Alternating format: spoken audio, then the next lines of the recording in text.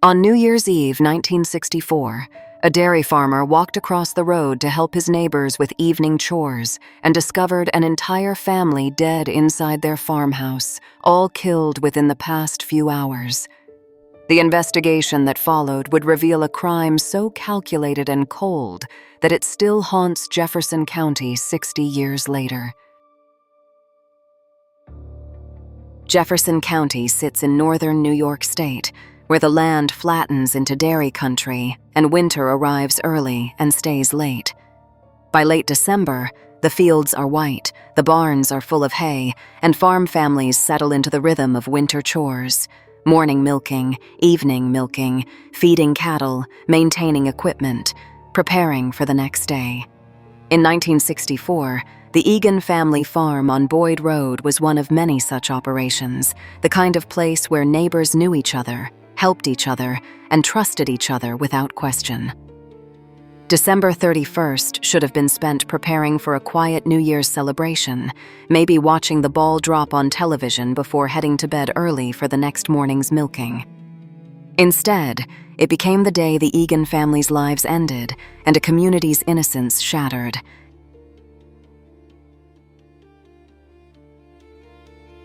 James Egan was 32 years old, a dairy farmer who'd taken over his family's operation and was building something sustainable for his own family. Those who knew him described him as hard-working, steady, the kind of person who showed up when neighbors needed help and never complained about the relentless demands of dairy farming. His wife Frances was 29, managing the household and helping with farm tasks as needed. Together, they were raising their children in the way rural families did, teaching them responsibility, the value of work, the rhythms of agricultural life. The Egan farm wasn't large by commercial standards, but it was productive and well-maintained. James took pride in his cattle, his equipment, his land. The white farmhouse sat close to the road, surrounded by outbuildings and the barn where the milking took place twice daily. It was the kind of property that represented years of labor and careful planning. December 31st, 1964, was bitterly cold in northern New York, the temperature hovering around 15 degrees Fahrenheit, with wind that made it feel colder. James went about his usual routines. Morning milking had been completed. The cattle were fed and settled. The afternoon passed with the normal farm tasks. As evening approached, it was time for the second milking of the day.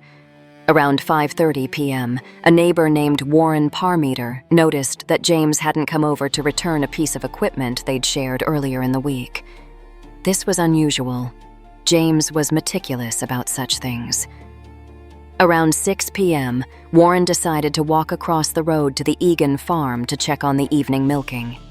The cattle would need to be milked on schedule, and if James needed help, Warren was happy to provide it. That's how farming communities worked. Warren approached the farmhouse and knocked on the door. No answer. He called out. Silence. The house lights were on, which seemed normal for early evening, but something felt off. He tried the door and found it unlocked. He stepped inside and called for James. And then he found them. James Egan was in the kitchen, dead. Frances was nearby. Their children had been killed in their beds. The medical examiner would later determine they'd all died from gunshot wounds. The killings had been methodical, deliberate, carried out with terrifying efficiency. Based on the body temperatures and other evidence, investigators estimated the murders had occurred sometime between 3 and 5 p.m. that afternoon. Warren Parmeter ran from the house and called the police. Within minutes, the Jefferson County Sheriff's Department descended on the quiet farm on Boyd Road. By 7 p.m., the scene was secured, and investigators began the grim work of processing what would become one of the county's most shocking crimes.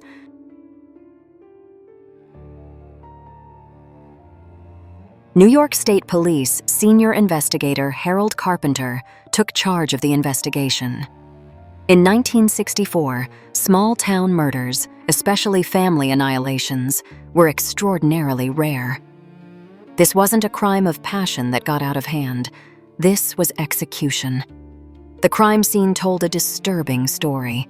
The killer had entered the house, likely through the unlocked front door, and systematically killed each family member. There were no signs of struggle in most of the house, suggesting the murders happened quickly before anyone could react or flee. The weapon was a rifle, and shell casings recovered from the scene would be sent for ballistics analysis.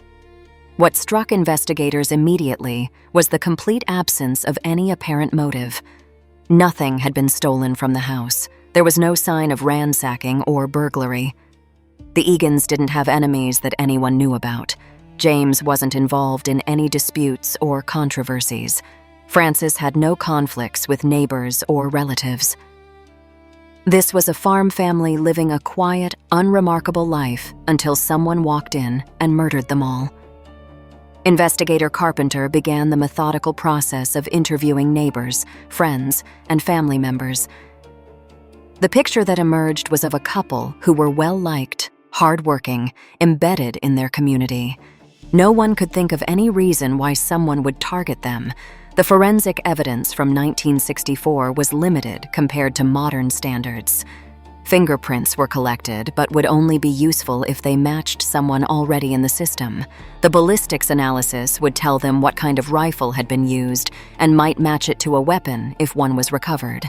But there was no DNA testing, no advanced forensic techniques that might have solved the case quickly. 3 days into the investigation, on January 3, 1965, a break came from an unexpected source. A young man named Bruce Franklin walked into the state police barracks and confessed to the murders. He was 20 years old, lived in the area, and had known the Egan family casually through community connections. When asked why he'd killed them, his answer was chilling in its simplicity. He'd wanted to see what it felt like to kill someone, and he'd wanted money for a car. The confession was detailed and matched the crime scene evidence. Franklin described entering the house, shooting James first in the kitchen, then systematically going through the house to eliminate witnesses. He described it with an emotional detachment that disturbed everyone who interviewed him. He hadn't stolen anything of significance from the house because, as he explained, he'd panicked after the killings and fled without taking anything. The plan to rob them had been abandoned the moment the violence started. Investigators were stunned by the randomness of it. The Egans hadn't been targeted because of who they were or what they'd done. They'd simply been the family Franklin decided to victimize. He'd chosen their house because it was isolated, because he thought a farm family might have cash on hand, because it seemed like an easy target. The confession was corroborated by physical evidence. Franklin led investigators to where he'd hidden the rifle. Ballistics confirmed it was the murder weapon. Investigators recovered clothing that showed gunshot residue. The case against him was solid, built on both his confession and supporting forensic evidence.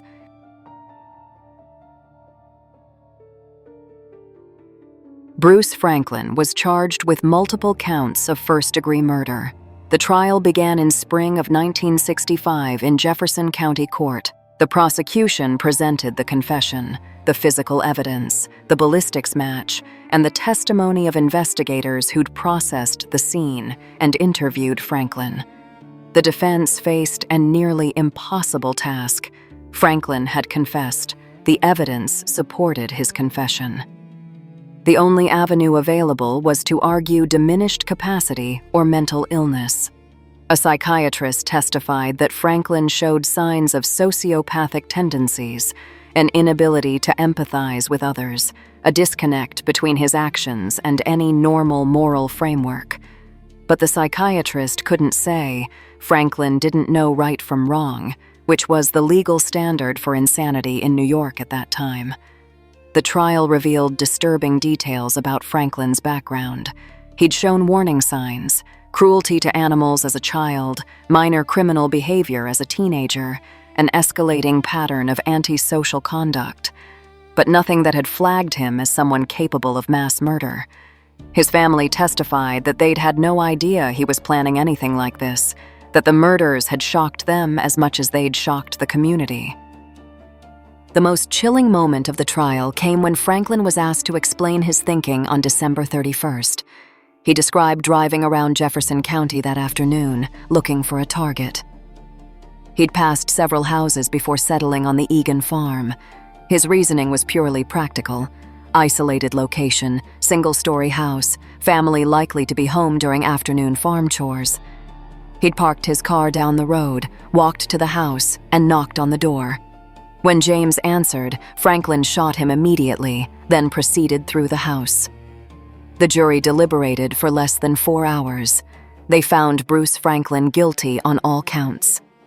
At sentencing, the judge noted that the calculated, premeditated nature of the crime, combined with the multiple victims and the complete lack of remorse, demanded the maximum penalty available. Franklin was sentenced to life in prison without the possibility of parole.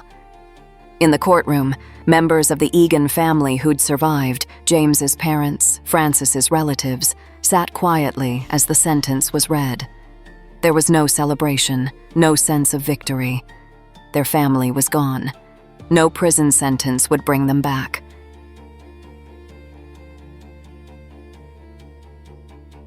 Bruce Franklin remained in New York State Prison until his death in 2003. He never expressed genuine remorse for the murders, though he claimed in later interviews to have found religion. The Egan family farm eventually passed to other owners. A small memorial in Jefferson County remembers the family, though many residents today are too young to remember the case firsthand. The murders led to changes in how law enforcement in rural areas approached mental health warning signs and juvenile criminal behavior, though such preventive measures remain imperfect. The Egan family murders represent one of the darkest truths about random violence.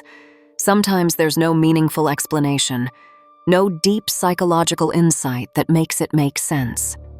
No dramatic motive that at least provides narrative satisfaction. Bruce Franklin wanted to kill someone and wanted money for a car, and the Egans happened to be the family he chose. The randomness is perhaps more terrifying than any elaborate motive would have been. Cases like this force us to confront uncomfortable realities about human nature and the limits of prevention. Franklin had shown warning signs, but nothing that rose to the level where intervention seemed necessary or even possible in 1964. Even today, predicting which troubled young people will escalate to violence remains more art than science. So, here's what I'm curious about. When someone commits a crime this calculated at age 20 with no significant trauma or clear trigger, what does that tell us about the nature versus nurture debate? Are some people simply born without empathy, or did we miss something in Franklin's background that could have predicted this? I'd genuinely like to hear your thoughts in the comments. This wraps up the Deadly New Beginnings series. If you followed along through all these cases where the timing around New Year held tragic significance, thank you. If you want more cases where we dig into both the human story and the investigation, subscribe. New episodes drop 3 times a week. This has been Umbra Cases.